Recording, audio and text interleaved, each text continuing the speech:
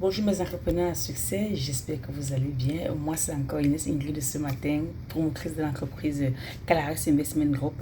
On est sur YouTube, Calaris Investment Group, que je vous amène à écouter nos vidéos si vous voulez devenir riche. Cette chaîne parle d'investissement, cette chaîne parle de stratégie financière, surtout pour les chefs d'entreprise que j'accompagne en one-on-one parce que eux, ils ont de la valeur.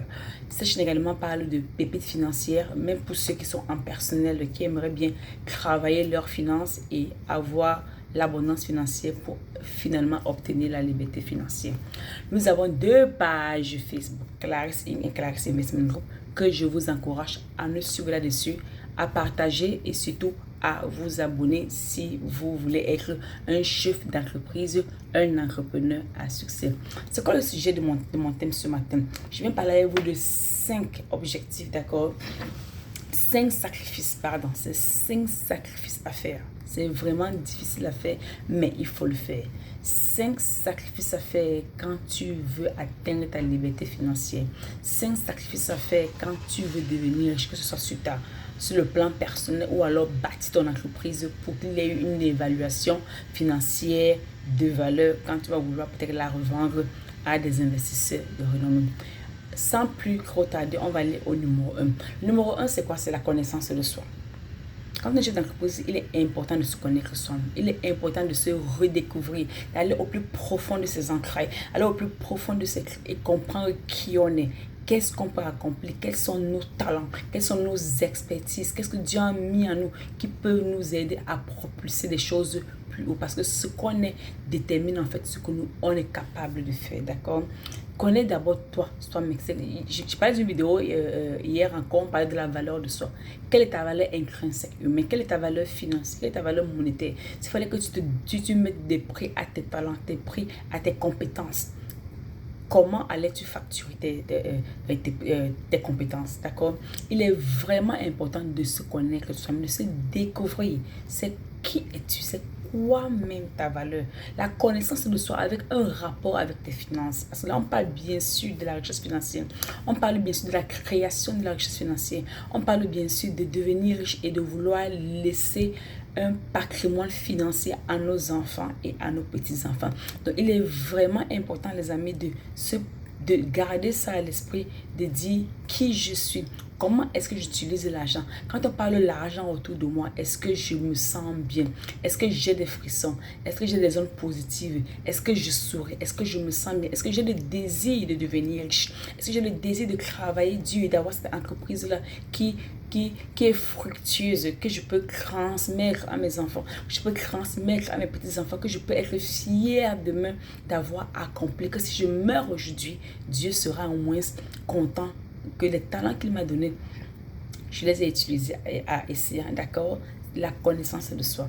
Donc, quand tu te connais parfaitement, quand tu connais tes rapports avec de l'argent, cela te donne au moins un edge, un peu comme une avance sur cette création de richesse que tu aimerais accomplir.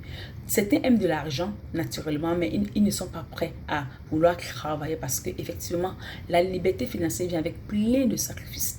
Les entrepreneurs qui réussissent là-devant, c'est plein de heures, c'est plein d'années de travail. Parce que quand on a un projet qui nous tient à cœur, on s'assoit et on y pense et on te donne les bases solides pour travailler, pour que ce succès-là voie le jour.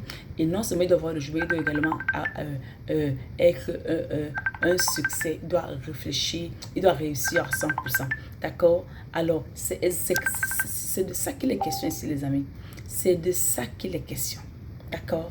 C'est la connaissance de soi. La deuxième des choses que je vais venir parler rapidement, c'est qu'il faut toujours écrire ses objectifs financiers. Il faut toujours écrire ses objectifs financiers. C'est quoi tes objectifs financiers?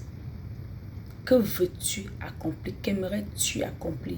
Qu'aimerais-tu voir réaliser? Qu'aimerais-tu voir? Parce que la valeur de tes finances d'aujourd'hui, ce n'est pas ça que tu aimerais voir.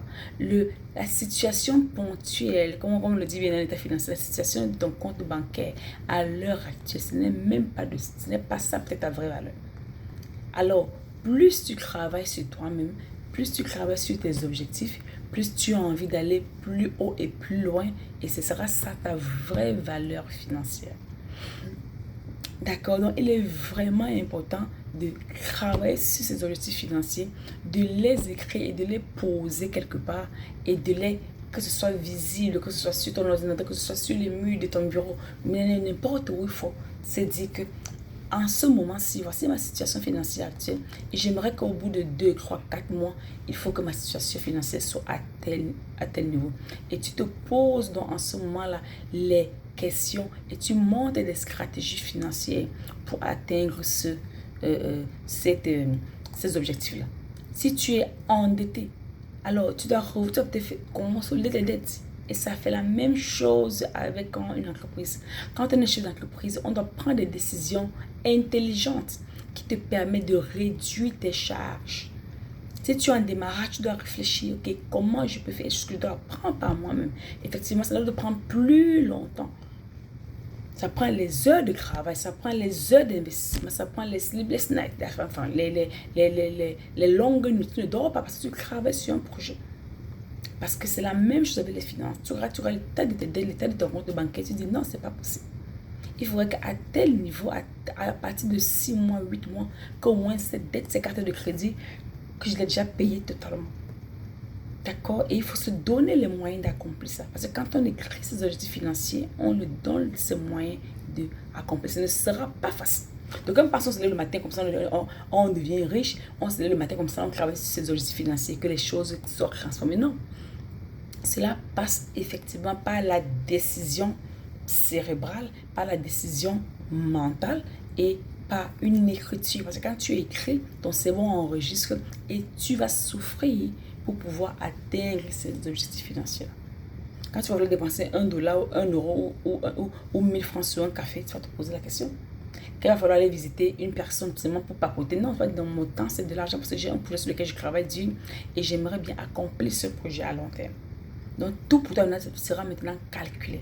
Tu ne feras plus de choses pour faire, mais tu le ferais parce que c'est important et ça rentre dans la vision dans laquelle tu te trouves en ce moment-là. Ça participe un peu à ton progrès. D'accord? La troisième des choses, c'est ton épargne. Même si tu es rempli de dettes, apprends à épargner même 1 franc par semaine, ou 1 franc par mois, ou $1 par mois, ou 1 euro par mois. Il est très important de se définir une limite d'épargne. Quoi qu'il arrive, il faut se définir une limite d'épargne. Même si vous êtes endetté, surendetté, que vous ne vivez que de votre salaire pour payer les dettes, je vais toujours dire, faites un effort d'épargne, au moins même pendant cette dette-là. Croyez-moi, épargner, vous oubliez, ça ne sera pas facile, mais il faudra le faire. Et quand vous allez sortir de votre dette, vous allez augmenter en fait au fur et à mesure cette limite, cette capacité d'épargne-là. Mais commencez au moins à épargner parce que même sous la pluie, les choses continuent à se produire. Et demain, cette épargne-là, comme je dis, ça ne sera pas facile. Il va peut-être revoir le budget de vos nourritures, le budget des charges de votre entreprise. Et ça va vous motiver encore de plus en plus à travailler pour aller chercher, générer plus de revenus afin de devenir encore plus épargné dans votre entreprise. Donc, il est très important de mettre de l'épargne en jeu. Le quatrième point que je venais parler, c'est tes dépenses. C'est quoi tes dépenses mensuelles dans ton entreprise? C'est quoi tes dépenses à la semaine dans ton entreprise?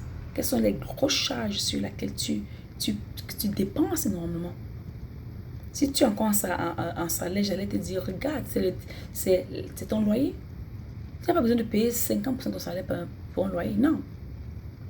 Parce que ton niveau actuel même de vie, au moment où est la moitié de ton salaire. Donc, si tu peux même épargner 50% de ton salaire, ce sera encore meilleur.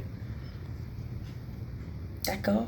Si tu gagnes 1000 euros par mois, essaie de vivre avec 500 euros par mois. Et c'est pareil pour une entreprise. Il est très important, les amis, de s'asseoir, prendre son relevé bancaire ou alors prendre toute une feuille blanche et redéfinir son épargne. Dis que bon, voici maintenant mes dépenses. Que chaque mois, je paye un loyer de tel montant à telle hauteur. Je paye mes factures, des charges fixes à telle hauteur. La lumière, l'électricité, mon téléphone, Internet, tout ce que cela vient, je paye ça à telle hauteur. Mais il est important d'avoir une visibilité, d'avoir une clarté sur ces dépenses-là pour pouvoir en fait voir comment on va allouer les différents coûts à gauche et à droite. Est-ce que le coût d'Internet que tu payes là maintenant, est-ce que tu as besoin de payer ça? C'est ton téléphone que tu payes maintenant à 80 euros, à 100 euros, à 200 euros. Est-ce que tu en as besoin en ce moment? Si tu peux pas te trouver un téléphone moins cher, par exemple. Et croyez-moi toujours, les amis, le succès passe toujours par le sacrifice. Aujourd'hui, ce ne sera pas facile, mais croyez-moi, vous allez pouvoir générer plus de revenus à l'avenir. Et vous serez transformé finalement. D'accord? Le cinquième point que je vais partager, ce sera le dernier point, c'est la discipline. Vous allez me dire, oui, quelle est la relation entre la discipline et la richesse financière? Mes amis, si elle est incapable pour toi d'être disciplinée avec 100 francs aujourd'hui, avec 500 francs aujourd'hui, tu ne seras pas discipliné avec 5 millions, avec 500 millions quand Dieu te bénira. Ça commence toujours par les petits montants. Ça commence toujours par les petites choses. Quand tu donnes une graine, que tu la mets en terre et que tu réussis à faire germer la graine, demain on te donnera un sac de maïs ou un sac d'arachide ou tout un hectare de cultiver. Parce que tu as prouvé que tu étais capable de faire avec une seule graine. Et ça passe par la discipline. La richesse financière, c'est bien sûr, c'est très beau de la créer. Mais est-ce qu'on pourra la maintenir quand elle arrivera? Est-ce qu'on pourra la multiplier quand elle arrivera? D'accord? Donc, il faut franchement prendre conscience de ça. On n'est pas là pour s'amuser.